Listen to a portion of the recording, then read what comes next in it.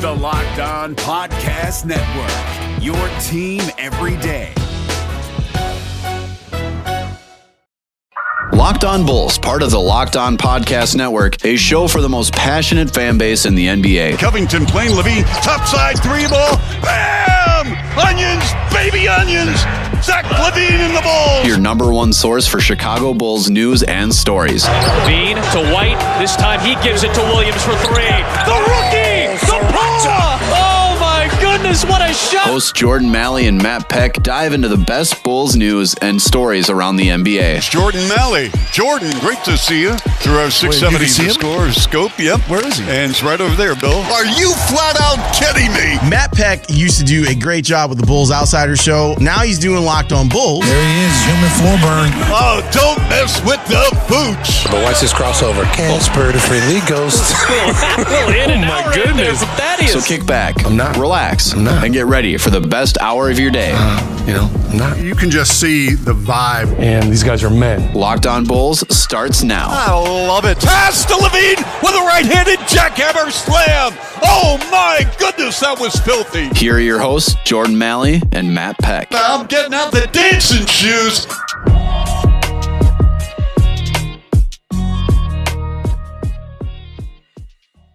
With me is Matt Peck. Follow us on Twitter at Jordan C. Maly, at Bulls_Peck, and at Locked On Bulls. Hit us up on our text and voicemail line, 331-979-1369. Your text, your voicemails, anything you got for us at 331-979-1369.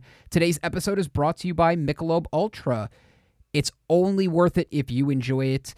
At only 2.6 carbs and 95 calories. Stay tuned later this week and across all of our playoff shows on the Locked On Podcast Network for the Players of the Week. Matt, are you enjoying the playoffs? How are you? Good to see you. And our guy who we're going to talk about in a little bit, Tom Thibodeau, winning Coach of the Year. Not really that surprised, but before we get into that, how are you? You enjoying the playoffs? Jordan, what's going on, man? Nice to be back on the mics with you. What's up, Bulls Nation? Definitely kind of was hoping for a better effort from Milwaukee last night. I mean, God, that game was ugly. I mean, 40-point blowout. Suck, man.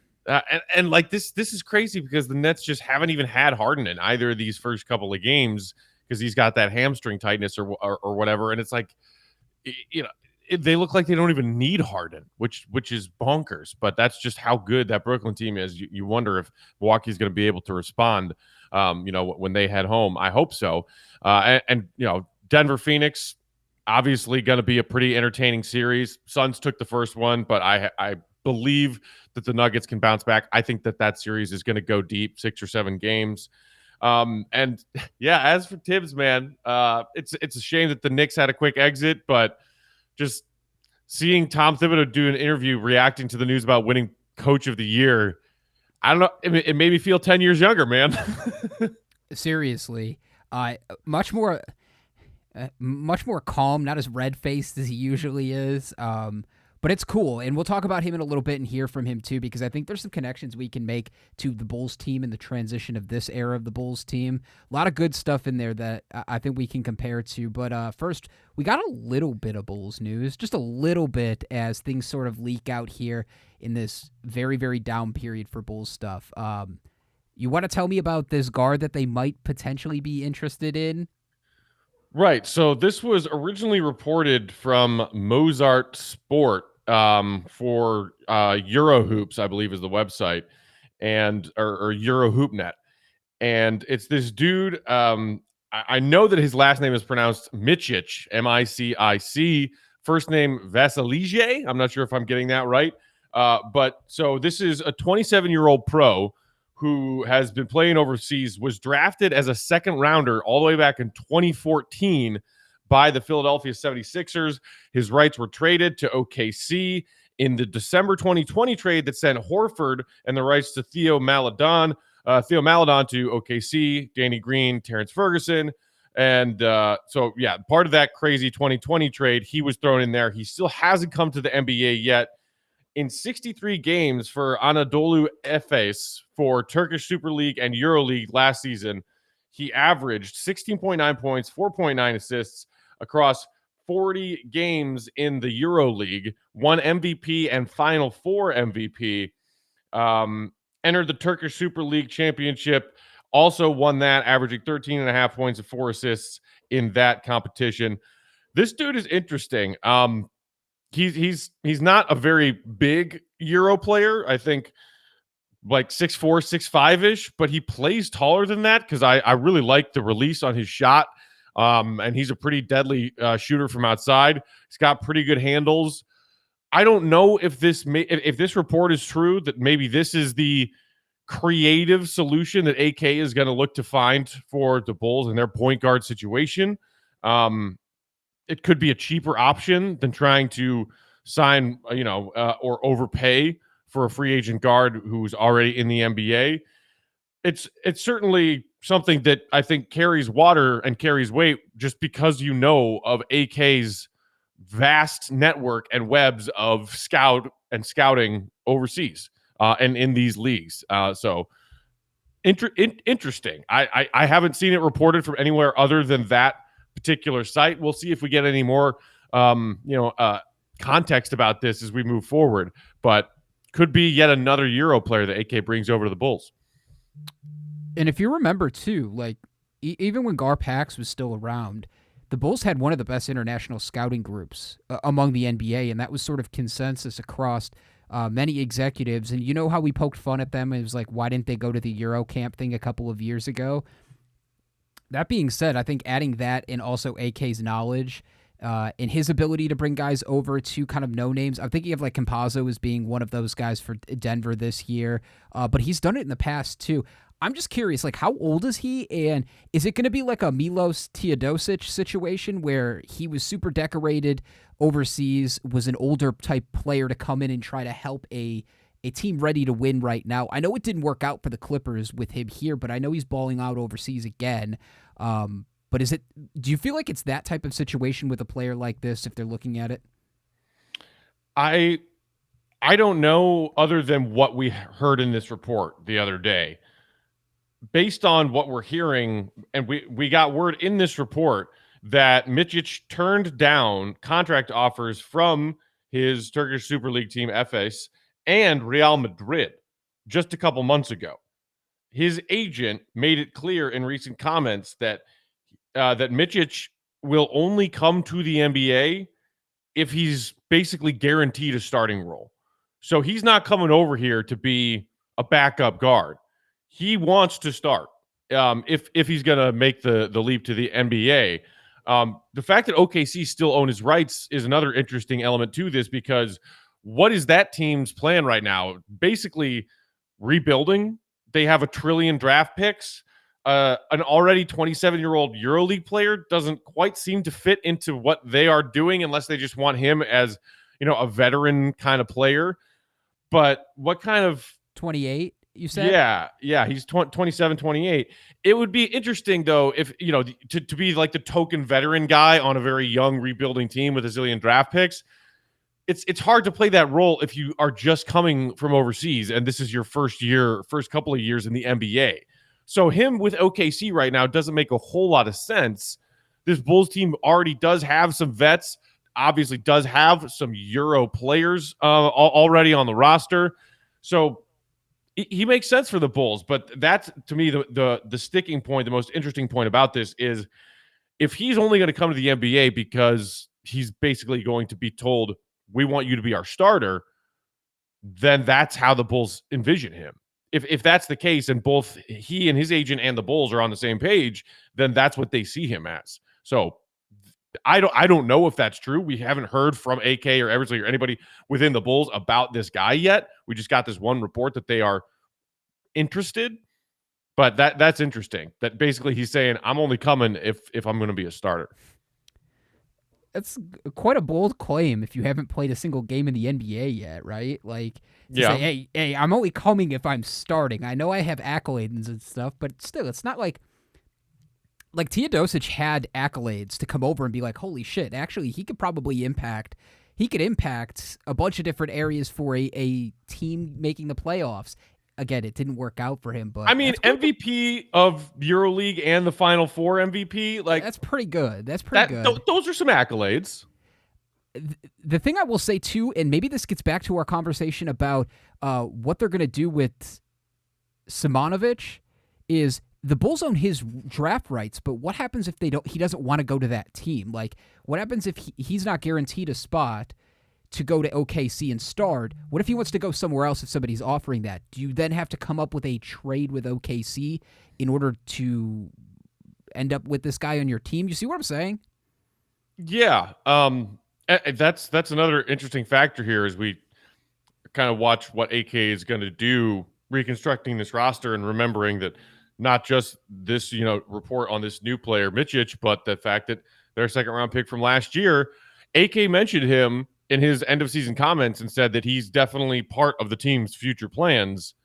He didn't really give any kind of clue into whether or not that would be as soon as this offseason, bringing him over, and how that might work out. I don't know. But it certainly the situations are similar because of the Bulls own his draft rights. I'm talking about, like, if the Bulls wanted to sign, what's his name again? I'm sorry, the 28-year-old point guard that I'm going to fuck up his name. Micic. If the Bulls want to sign him, but OKC still has his draft rights, does OKC have to sign him and then the Bulls have to make a trade for him? Or does OKC have to say, you know what, fine, we'll let you go wherever you want to? I can't imagine, even if OKC gets whatever, a protected second-round pick 5 years from now, they're still going to want that, right? I would assume so. And that's the interesting thing about these Euro players who are taken as just kind of draft and stash guys in the second round, most often second round, is that they end up getting thrown into trades years down the road. And Micic is a perfect example. The dude was drafted 7 years ago, and he's been playing overseas, and he's been his draft rights have been traded a couple of times. So how that shakes into the Bulls' plans and whether or not they would be willing to give up an asset because they like this guy so much that OKC would say, well, all right, if you want him, what'll you give us for him? And at that point, the question becomes, how badly do AK and his crew and his scouts believe that this guy is the guy that they need? I'm going to have to ask somebody on that draft rights thing. I think it's important for us to understand that, too, for Simonovic and any other players that they draft that are international stash, like draft and stash types of guys, because I'm sure this is not going to be the first. I believe you could swap draft rights to guys, just, team to team. This guy's rights, that guy's rights, basically in simple, trade legalese as far as NBA trade rules are concerned. But do the Bulls like this guy so much that they would swap his rights to get his rights from OKC and give up, Simonovic, their second round pick from last year? I don't know. My question would even be, like, what happens if they want both guys? Right? Like, how do you do that? Do you owe OKC something? I think that's something important. But Cash I think considerations, perhaps? There you go. Like, the Bulls could pay for his rights. I think my larger theme that I got out of this, Matt, and it'll be something that we talk about leading up to the draft and even after the draft, I think is, like you said, getting creative with the things that the Bulls can do, because we know that the Bulls don't have a ton of cap space. They also have a decent chunk of guys returning to their roster. That being said, you're going to have to find creative and cheap ways to make this roster better. It's going to be a tough, very, very tough thing for AK and Mark Eversley to do, but they've been tasked with tough things to do in this first year, and they've accomplished them. So I'm sure, like, overseas guys, second-round picks, undrafted rookies, that's the type of thing that they're going to be looking to try to fill out this roster. And specifically knowing that on their to-do list, the one thing that they didn't get around to either in last year's draft or in their transactions during the season was addressing the point guard position. We'll see whether or not Sato is back with that partial guarantee on the third year of his deal. I know Bulls fans are excited about the finish to Kobe White's second season and wondering how exactly he fits into this mold, because I do believe he will be back next season. But finding a 27-year-old already pro Euro guy who you can come in and get to be potentially your starting point guard or compete for the starting point guard spot on a much more reasonable contract than some of these other potential solutions that I hear Bulls fans talking about.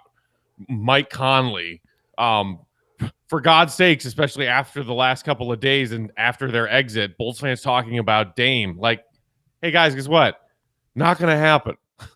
Yeah, Not the problem is with gonna happen. I don't see, like, now we're gonna do that. See, now this is what you did. You roped me in, and now I want to There's talk an elephant about in the room, Jordan. I had to at least mention it. See, now you're gonna rope me in, and I'm gonna want to talk about this for the next 30 minutes about all the ways that we can try and get Dame. The problem that I'm having is I go sort of the negative route, and I go, oh shit, I just read an article this morning that says I think the important offseason for Dame is actually next year.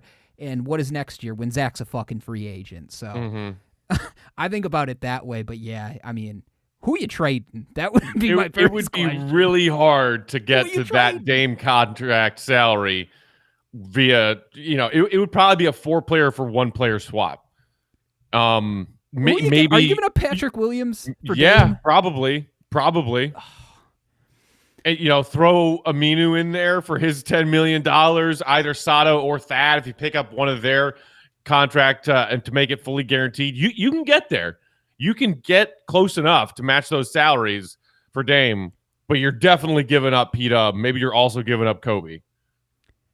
Can you beat the Nets with Dame, Vooch, Zach, and Scrubs?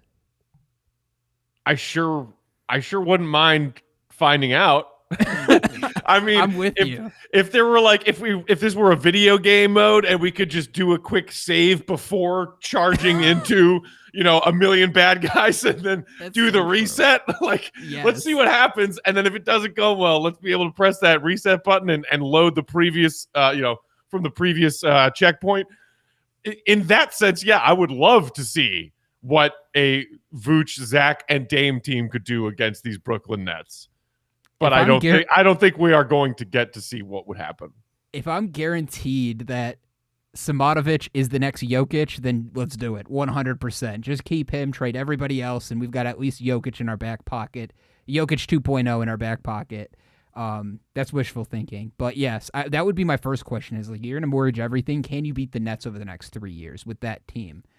And the other element to that makes it very unlikely is Dame still hasn't let even a sliver of doubt enter the media's mind as far as he keeps saying, I want to be in Portland. I think he wants to be a Blazers lifer. He's just sick of losing in the first round.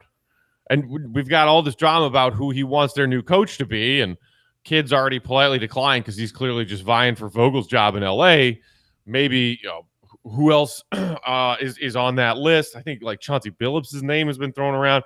We'll see. But most importantly, all indications are that despite another early and frustrating playoff exit, Dame has no interest in leaving.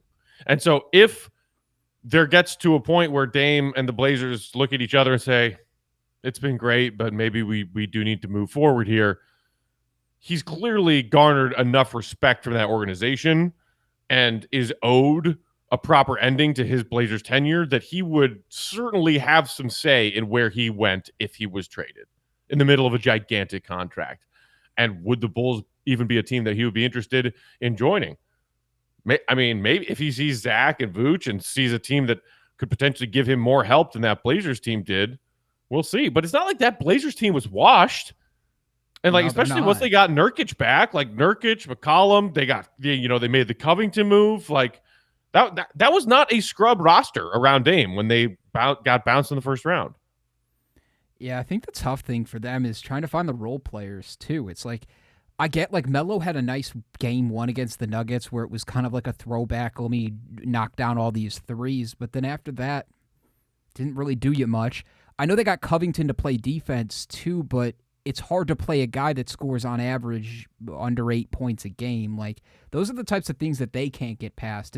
It's nice. It's a nice problem to have. And we've been there before. With Jimmy, it was, first or second round exit, can't beat the Heat. Those types of conversations. So we can kind of relate to how Portland fans are feeling. But yeah, I would almost be more interested to figure out what pieces you could potentially pick off of Portland to help the Bulls while they try to reconstruct whatever they're doing. But again, conversations we can have over the next handful of weeks. And yeah, I'm with you. The Dame thing, again, who you trading? Who you trading is my question. And why would Portland do that? Everybody. Seriously. Before we get out of here, let's listen to the 2021 Coach of the Year, former Bulls coach Tom Thibodeau, who is with the New York Knicks.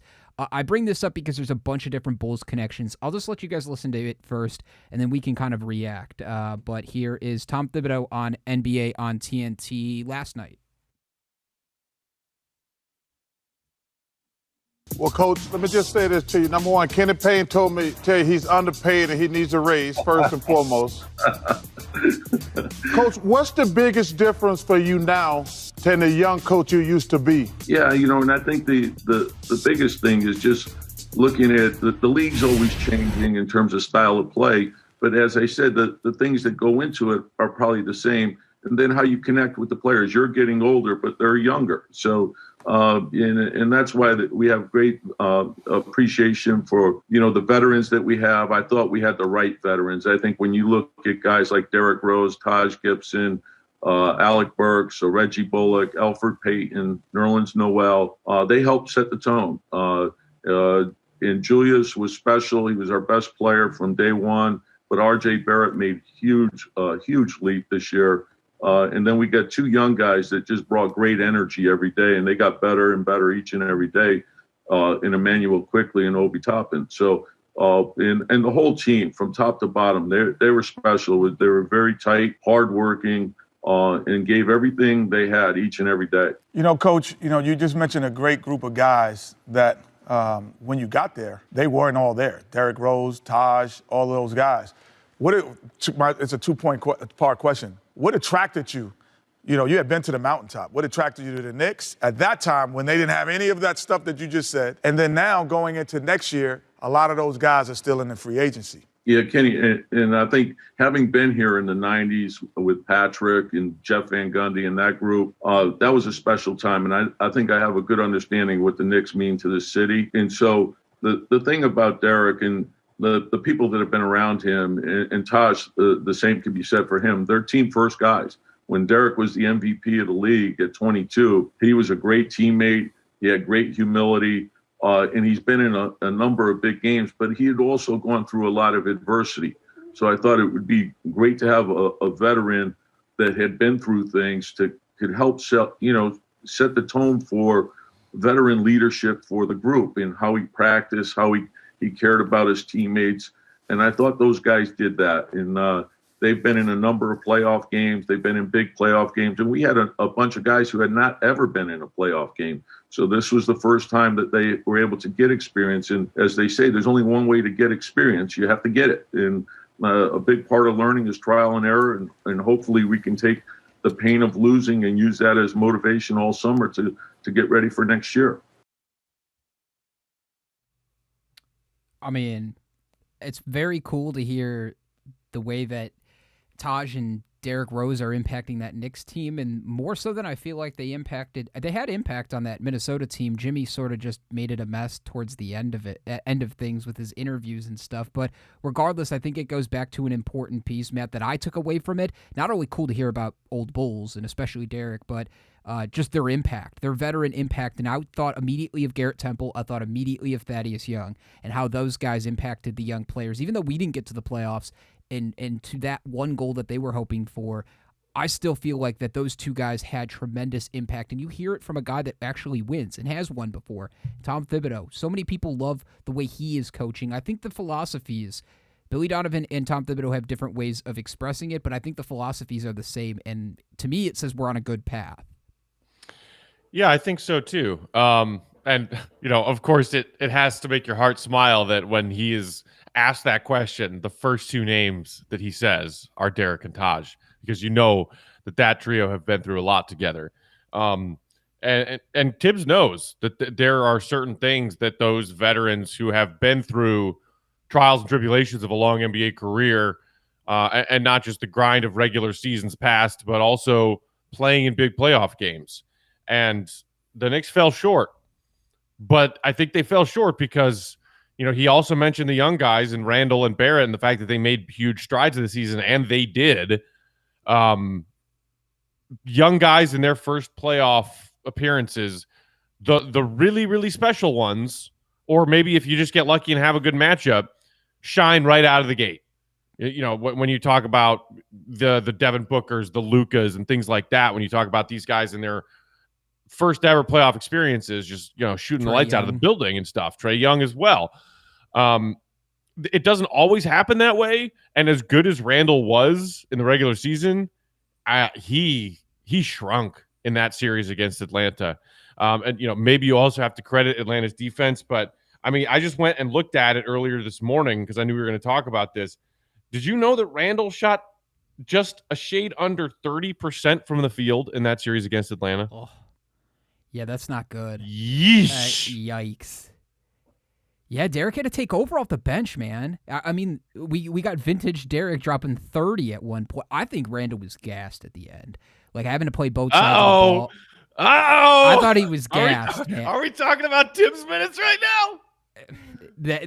I didn't even think about that, but you might be right, man. Mean, I don't know. RJ Barrett looked a little gassed too. Yeah, Randall and Barrett were, I believe, the last time I checked. I didn't check to see what it was at the end of the season, but near the end of the season, they were both like in the top 6 in minutes per game. That's insane. But it still is like Tibbs has a unique way of getting the most out of guys that are very underrated, seen, or overlooked, and I think it's a testament to who Tibbs is and what team he wants to put together, but I also think it's part of what makes a great coach, and you can see it no matter who he's coaching, no matter where he is, whether it even be in Minnesota too.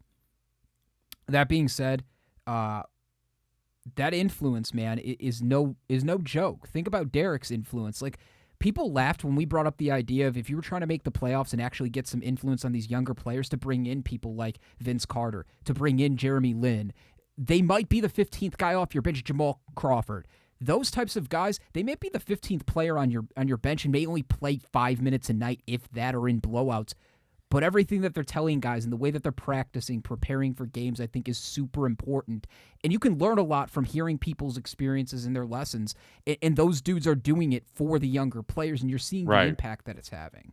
Yeah, and like the other primo example, and I don't think you mentioned him just now, but UD in Miami. I mean, that dude basically was a player coach this season, had a roster spot, played all of 3 minutes in a game, got ejected for a fight in said game. But I mean, everyone in Miami talks about how valuable that guy is. Finding players like that. And you know, we have had conversations, especially over the past year, as his game has continued to ascend, about whether or not Zach LaVine can take that role, or at least start to embrace that role of not just a veteran who's been in the league for 7 seasons now and a player who has cred as an all-star caliber player, but somebody who also has the leadership qualities and the thing that's stopping him from really having it to that same level as Derek and Taj and you know, Crawford, Carter, those kind of guys. Dude hasn't played in a playoff game. So when you get to that point of the season and teammates are looking around to say, you know, who's in charge here other than coach? What are we doing? Who do we look to for advice? Who do we look to for instructions on this, you know, out of bounds play? Zach can't quite be that level of leader yet because he hasn't been there yet. Right.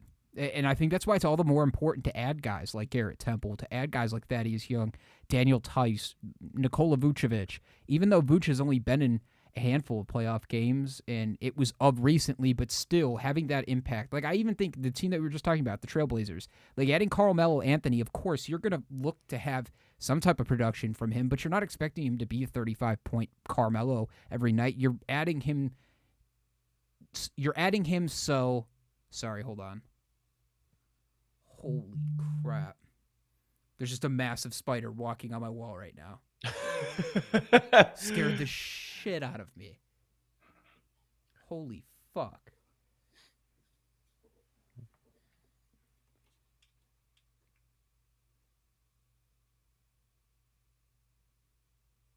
Like, giant. Hey, maybe if you let him bite you, you can get some superpowers. Holy fuck, that thing is huge. Yeah, I just screwed up the video by doing that too, but wow. All right. I don't know what we're gonna do, but I guess we need to leave it. I'm gonna mark it. All right. I'll wrap up my thought, and we're good to end it anyway. I lost my train of thought of where we were talking. Still concentrated, not getting the spider to land on me as we're recording. But you got anything else? No, man. I just really wish I could see that spider. It's fucking huge. All right. Well, for Matt Peck, I'm Jordan Maly. Bulls Nation, have a wonderful day. Be back tomorrow with a fresh episode. For Jordan and Matt, we are out. Deuces. Tibbs!